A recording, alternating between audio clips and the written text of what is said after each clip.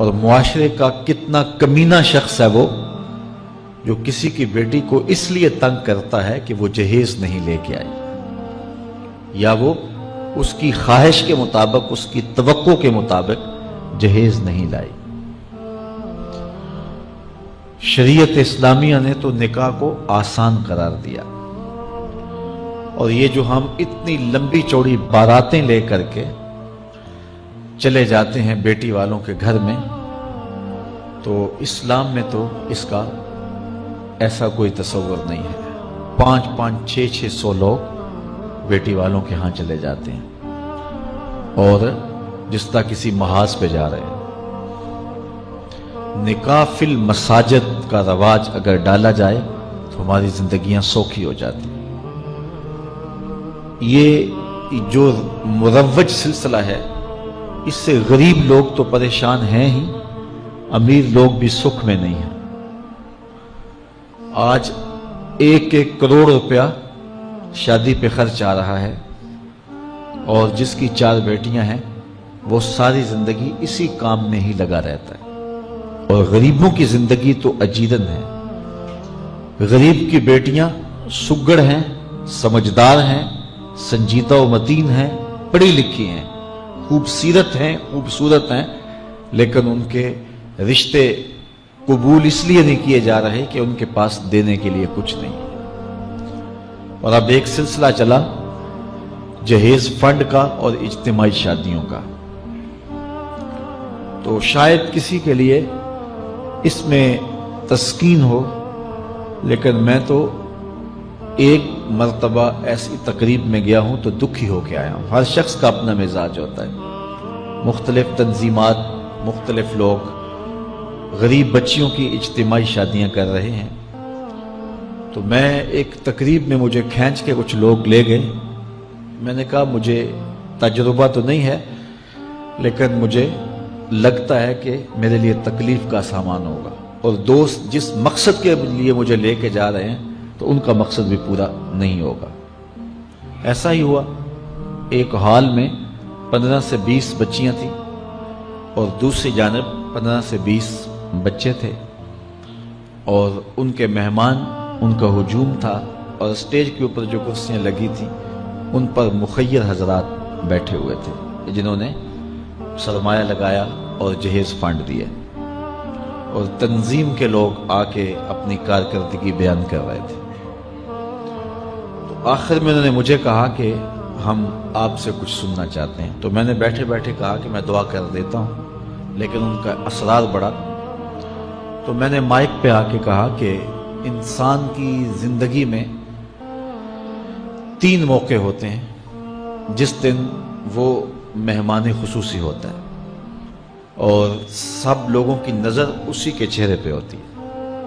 ایک جب وہ پیدا ہوتا ہے تو کالا کلوٹا بھی ہو تو ساری بستی اس کا منہ دیکھنے آتی ہے، اور اسے بہنیں چاند کہہ کے پکارتی ہیں، چاہے اس کا رنگ گہرا سیاہ کیوں نہ ہو۔ دوسرا موقع انسان پر اس وقت آتا ہے جب وہ دولہا بنتا ہے، تو سارے لوگ اسی کو دیکھتے ہیں، اور وہ نگاہوں کا مرکز ہوتا ہے، اور چیف گیسٹ وہی ہوتا ہے۔ اور تیسرا وقت اس کے اوپر تب آتا ہے جب وہ چٹا لٹھے کا لباس پہنتا ہے، تو سارا شہر اس کا منہ دیکھنے آتا ہے۔ تو میں نے کہا ان غریب لوگوں سے آج تم نے یہ حق بھی چھین لیا۔ آج مخیر حضرات کو اوپر بٹھایا اور ان کو نیچے بٹھایا ہوا ہے، اس لیے کہ یہ غریب ہیں، اور کسی کے چہرے کے اوپر میں نے کہا خوشی کے آثار نہیں نظر آ رہے، اداسیاں ہیں، اور اتنے لوگوں کو ان کی غربت کا گواہ بنا رہے ہو۔ ایک دم سکوت طاری ہو گیا حال پر، چونکہ مجھ سے وہ کچھ ایسی باتیں سننا چاہ رہے تھے جس سے ان کو داد ملتی۔ میں نے کہا تمہارے جذبے اپنی جگہ پہ، لیکن کاش کے رات کے اندھیرے میں ان بیٹیوں کے ماں باپ کو تم نے کچھ پیش کیا ہوتا اور یہ اپنے گھر سے رخصت ہوتی تو عرش والا رب بڑا راضی ہوتا۔ لیکن برا کرے نمائش کا کہ ہم نے ان بیٹیوں کا تماشا لگا دیا۔ میں ایک شہر میں گیا تو وہاں آج کل وہ پہلے تھا نا عمرے کے ٹکٹ محفل نعت میں، تو آہستہ آہستہ مجمع سمٹ گیا، تو اب ایک نیا سلسلہ شروع ہوا ہے کہ جہیز کی پرچیاں نکالی جائیں گی۔ تو اسی سال آپ کے قرب میں ایک جگہ 10 کے 15 جہیز فنڈ تھے، تو مجھے خطاب کرنے کے لیے انہوں نے کہا، تو بڑے شوق سے منتظم محفل نے بتایا کہ 15 بچیوں کا جہیز بھی نکالا جائے گا، اور اس پردے کے پیچھے ہزاروں بچیاں بیٹھی ہوئی ہیں۔ تو میں نے اپنی گفتگو میں کہا کہ یہ ظلم نہ کرو، یہ زیادتی نہ کرو، تمہارے پاس 100 لوگوں کا کھانا ہے تو 500 لوگوں کو نہ بلاؤ کہ تم قرعہ اندازی کر کے 100 آدمیوں کو کھانا دے دو اور 400 آدمیوں کو کہو کہ تمہارا نام نہیں نکلا۔ تمہارے پاس 100 کا کھانا ہے تو 100 کو ہی پردے سے بلاؤ اور ان کو کھانا کھلا دو۔ میں نے کہا 10,000 بیٹیاں اس پردے کے پیچھے بیٹھی ہیں آپ کے بقول، اور آپ ان میں سے چند کو قرعہ اندازی کے ذریعے جہیز فنڈ دے رہے ہیں۔ ہر پرچی پہ 10,000 بیٹی کا دل دھڑکے گا کہ شاید میرے مقدر جاگ پڑے اور غموں کی سیاہ رات ختم ہو گئی، لیکن جب آخری پرچی کے بعد اعلان کیا جائے گا کہ قرعہ اندازی مکمل ہو گئی، تو کتنی بیٹیاں گھروں میں جب واپس جا رہی ہوں گی تو تم نہیں جانتے ان کے قدم کتنے بوجھل ہوں گے۔ اور رسول اللہ کا میلاد ہو اور بیٹیاں آنسو بہاتی ہوئی جائیں، تو میں نے کہا تم خوشیاں خریدنے لگے تھے، غم خرید لیے تم نے، خوشیاں بانٹنے لگے تھے، غم بانٹ لیے تم نے۔ تو یہ زیادتی نہ کرو، یہ جو رواج پڑ رہا ہے یہ اپنی نمائش کے لیے، خدا را آگے تم نے عمرے کے ٹکٹ بانٹے، بہت کچھ کیا لوگوں کو اکٹھا کرنے کے لیے، اور کیا کیا رنگ اپنائے گئے۔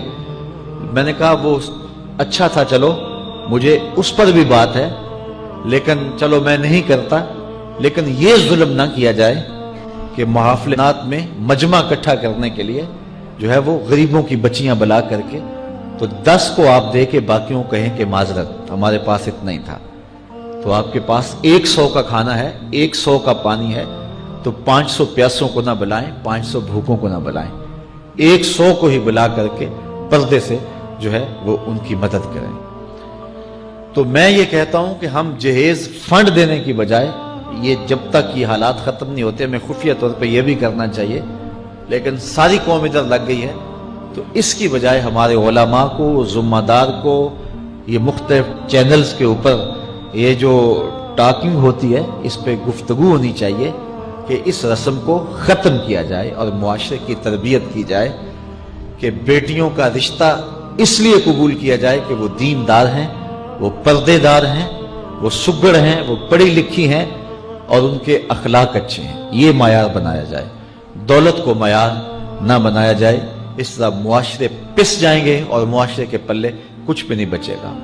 اور آج اندازہ نہیں ہے ہم کو کہ جس کی بیٹیاں گھر کی دہلیز پہ جوان ہے اس کی زندگی کتنی کٹھن گزر رہی ہے۔ کوٹھے تے چڑھ ویخ فریدا تے کر کر بلدی اگ، میں جاتا دل دکھی میرا پر دکھی سارا جگ۔ تو پورا معاشرہ اس وقت اس اذیت سے، اس کڑن سے گزر رہا ہے کہ بیٹیاں جوان ہیں اور رشتے نہیں مل رہے، اور پھر اگر رشتے مل رہے ہیں تو بیٹے والوں کے نخرے ہی بڑے عجیب ہیں، اور پھر جس طرح وہ بیٹیوں کو، غریبوں کی بیٹیوں کو لونڈیاں بنا کے اپنے گھروں میں رکھتے ہیں، تو یہ ایک الگ درد کی اور دکھ کی کہانی ہے۔ میرے پاس لوگ آتے ہیں، دعا کیجئے، کاروبار نہیں ہے، معاشی بحران ہے، مالی پریشانیاں ہیں، بچے کے امتحان سر پہ ہیں، بہت سارے مسائل لے کر لوگ آتے ہیں، لیکن کوئی نہیں، لوگ حوصلے سے مصائب کا مقابلہ کرتے ہیں، کاٹتے ہیں۔ لیکن کچھ لوگ آتے ہیں دعا کے لیے تو بات کرتے ہی آنکھیں چھلکنے لگتی ہیں اور میرا دل بھی قابو میں نہیں رہتا۔ لوگ کہتے ہیں کہ حضرت دعا کرو، بیٹی سسرال میں دکھی ہے، اللہ سکھ دے دے۔ تو میں دعا بھی کرتا ہوں، لیکن میں تنہائی میں جا کے روتا ہوں کہ اس درد کا مداوع کیا ہے، اس دکھ کا علاج کیا ہے، اور معاشرہ تیزی سے اس تکلیف کی طرف بڑھ رہا ہے۔ اور طلاق کی شرح بھی جو ہے وہ بڑھتی چلی جا رہی ہے۔ میرے پاس ایک دن ایک صاحب آئے، ساتھ ان کی بیوی تھی، اور میں انہیں جانتا ہوں، عزت دار لوگ تھے۔ تو انہوں نے کہا کہ ہم آپ سے کوئی تنہائی میں بات کرنا چاہتے ہیں۔ ان کے اپنے عزیز تھے، بیٹیاں اس شخص کی زیادہ ہیں، اپنے عزیزوں میں شادی کر دی، تو اس وقت انہوں نے طے کر لیا کہ کوئی بات نہیں، ہم جہیز نہیں لیتے۔ لیکن وہ باپ بلک بلک کے مجھے کہہ رہا تھا کہ کتنے دنوں سے میری بیٹی گھر آ کے بیٹھی ہوئی ہے، اور وہ کہتے ہیں کہ اتنی دیر واپس نہ آنا جب تک تیرا جہیز پورا نہیں ہو جائے گا۔ میں کہتا ہوں کتنا صفاق معاشرہ ہو گیا ہے اور کتنے کٹھن حالات ہو گئے ہیں۔ تو جب معاشرہ اس کیفیت میں چلے جائے تو پھر انارکی پھیلتی ہے اور معاشرے پھر قائم نہیں رہتے۔ تو کتنی باپ کی دہلیز پر بوڑھی ہونے والی بیٹیاں، ان کی سسکیاں، ان کی آہیں اور ان کی چیخیں اس معاشرے کو بے چین کی ہوئی ہیں۔ تو امیر لوگوں کی ذمہ داری ہے کہ وہ غریبوں کے دکھ بانٹ لیں۔ اللہ تعالیٰ ارشاد فرماتا ہے کہ فکو رقبہ او اطعام فی یوم ذی مسغبہ، کسی پھنسے ہوئے کی گردن چھڑانا یہ بڑی نیکی ہے۔ تو اس وقت غریب کی بیٹیوں کا رشتہ کوئی قبول نہیں کرتا۔ اگر کوئی نوجوان اور اگر کوئی سرمایہ دار غریبوں کی بیٹیاں قبول کر لے تو یہ اس کی مہربانی ہوگی، اور اگر یہ نہیں کر سکتا تو کم از کم ان بیٹیوں کی شادیوں کا اہتمام کیا جائے، لیکن یہ مہربانی کی جائے کہ غریبوں کی بچیوں کو نمائش گاہ میں نہ کھڑا کیا جائے اور ان کی غربت کا تماشا نہ بنایا جائے۔ رات کی تنہائی میں ان کے ماں باپ کی خدمت کی جائے تاکہ وہ اپنی بیٹیوں کو عزت سے اٹھا سکیں۔ میرے حضور نے ارشاد فرمایا وَرَجُلٌ تَصَدَّقَ بِصَدَقَةٍ فَأَخْفَاهَا حَتَّى لَا تَعْلَمَ شِمَالُهُ مَا تُنْفِقُ يَمِينُهُ، جس شخص نے تنہائی میں خیرات کی کہ دائیں ہاتھ نے جو خرچ کیا بائیں کو پتہ بھی نہ چلا، قیامت کے دن جب کوئی سایہ نہیں ہوگا اللہ اس شخص کو اپنے عرش کا ٹھنڈا سایہ عطا فرمائے۔ تو یہ جو اجتماعی شادیوں کا ماحول ہے، تو اگر اس کو ہم اس میں تبدیل کر لیں کہ غریبوں کی عزت نفس مجروح نہ ہونے پائے، تو اللہ تعالیٰ یہ توفیق نصیب فرمائے اور معاشرے کے اندر ایسے لوگ نکلیں جو معاشرے کے دکھ بانٹتے ہیں۔ اور علماء کو منبر و محراب سے زوردار آواز اٹھانی چاہیے کہ یہ جو رسم پیدا ہو گئی ہے جہیز کی، اور اس کے بغیر بیٹیاں گھر سے رخصت نہیں ہو سکتی ہیں، تو اس کو ختم کیا جائے اور اس کے خلاف عملی جہاد کیا جائے، اور اس کے لیے امیر لوگ نمونہ بنیں۔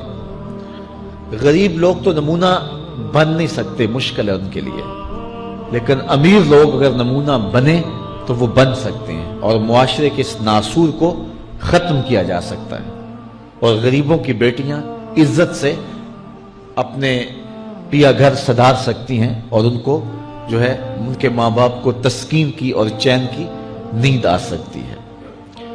آج میں نے نکاح کے حوالے سے بہت ساری باتیں کرنی تھی، لیکن عنوان ادھر چلا گیا چونکہ یہ ایک سلگتا ہوا مسئلہ ہے اور ہمارے معاشرے کو کاٹ رہا ہے اور توڑ رہا ہے۔ ایک تو گھروں کی دہلیز پہ بیٹیاں بوڑھی ہو رہی ہیں، اور دوسرا شرع طلاق جو ہے وہ بڑھتی چلی جا رہی ہے۔ اس حوالے سے میں زیادہ لمبی گفتگو نہیں کرتا، صرف دو چار باتیں کہ طلاق اگرچہ مرد کا شرعی حق ہے، اور اگر نباہ نہ ہوتا ہو تو طلاق دینا ناگزیر ہو جائے تو طلاق دینا ہی پڑتا ہے، لیکن اس کے باوجود اگر کوئی شخص اپنی بیوی کو برداشت کرتا رہے تو قیامت کے دن رب کی رحمتوں کا حقدار ہوگا۔ جائز کاموں میں جو سب سے ناپسندیدہ امر ہے وہ طلاق ہے، اور جب کوئی شخص طلاق دیتا ہے اللہ کا عرش بھی ہلنے لگ جاتا ہے۔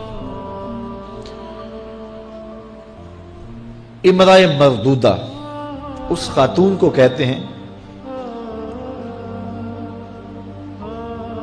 جس کے شوہر نے اس کو طلاق دے دی اور وہ اس قابل نہیں ہے کہ اس کا دوبارہ نکاح ہو سکے. پہلے ہی بڑی مشکل نکاح ہوا تھا، بدصورت تھی، جہیز نہیں لا سکی تھی، تو پہلے بڑی مشکل نکاح ہوا تھا، اب طلاق ہو گئی تو اب تو اور زیادہ امکان مشکل ہو گیا. تو وہ اپنے باپ کی دہلیز پہ بیٹھ گئی. آگے نکاح کا ارادہ بھی نہیں ہے چونکہ امکان باقی نہیں ہے. تو اس عورت کو شریعت میں کہتے امرأہ مردودہ، لٹائی گئی خاتون. حدیث میں آتا ہے کہ کل اس خاتون کے باپ کو اس کے گناہوں کی وجہ سے جہنم کا حکم ہوگا تو یہ جہنم اور اپنے باپ کے درمیان آڑ بن کے کھڑی ہو جائے گی اور رب سے بحث کرے گی کہ میرے مالک تو نہ مجھے عقل دی نہ تو نے مجھے شکل دی. سسرال نے قبول نہ کیا اور خامن نے دھتکار دیا. یہ ایک بوڑھا باپ ہی تھا جو مزدوریاں کر کر کے میرا پیٹ پالتا رہا. اس کے بڑے گناہ ہوں گے لیکن مالک میں تو اس کو جہنم میں نہیں جانے دوں گی. اللہ سے لڑائی کرے گی، بحث کرے گی، اللہ اکبر، الجھاؤ پیدا کر دے گی. حدیث میں آتا ہے اللہ اس خاتون کی سفارش مان کے اس کے بوڑھے باپ کو جنت عطا فرما دے. اگر طلاق دینا ناگزیر ہو جائے، بہت ضروری ہو جائے طلاق دینا اور اس کے بغیر کوئی دوسرا راستہ نظر نہیں آ رہا تو پھر بھی 3 طلاقیں اکٹھی نہ دیں. 1 طلاق دے دیں اور 1 طلاق دینے کا فائدہ یہ ہوگا کہ 3 مہینے کے بعد عورت فارغ ہے، آگے نکاح کرنا چاہے تو کر سکتی ہے. لیکن اگر 3 ماہ کے بعد، 4 ماہ کے بعد، سال کے بعد، 2 سال کے بعد اس نے آگے نکاح نہیں کیا تو دوبارہ ان کا پروگرام نکاح کا ہو جاتا ہے تو پھر واپس آنا آسان ہوتا ہے. تو لوگ یکمشت 3 طلاقیں دے دیتے ہیں اور پھر مسئلہ پوچھتے ہیں. تو چونکہ ہمارے یہاں کثرت احناف کی ہے اور واضح احکام جو شریعت کے ہیں وہ 3 اکٹھی طلاقیں اگرچہ ناپسند ہیں لیکن 3 طلاقیں اکٹھی 3 ہی ہو جاتی ہیں. تو پھر اس کے بعد اپنا مسلک بدلنے کی کوشش کرتے ہیں یا جو ہے وہ ایسے لوگوں سے فتویٰ دیتے ہیں جن کا یہ فتویٰ نہیں ہے اور ایک عجیب الجھن میں مبتلا ہو جاتے ہیں. اس لیے اگر ناگزیر ہو جائے طلاق دینا تو پھر بھی 1 طلاق دینی چاہیے. جو 3 طلاقوں سے حاصل ہوگا، عورت سے الگ ہونا، وہ 1 طلاق سے ہی حاصل ہوگا. اور 1 طلاق بھی طہر کی حالت میں دینا چاہیے، عالم حیض میں نہیں، چونکہ ان دنوں کے اندر مرد کا رجحان عورت کی طرف زیادہ ہوتا ہے. اس لیے شریعت نے طہر میں طلاق دینے کا حکم دیا ہے اگر کوئی طلاق دینا چاہے. لیکن اگر کوئی حیض میں طلاق دے دے تو پھر بھی طلاق ہو جائے گی. 3 اکٹھی دے دیں پھر بھی طلاق ہو جائے گی. لیکن 1 طلاق اور وہ بھی طہر میں اگر دی جائے، ہاں مہینے کے وقفے کے بعد دی جائے تو پھر بھی موقع موجود ہوتا ہے. تو عمومی طور پہ لوگ 3 طلاقیں اکٹھی دے کے بعد میں پریشان ہوتے ہیں کیونکہ طلاق دینے کے بعد پھر پوزیشن سوچ کی اور گمان کی اور ہوتی ہے. تو یہ ضروری باتیں تھیں. کار ما آخر شدو آخر زما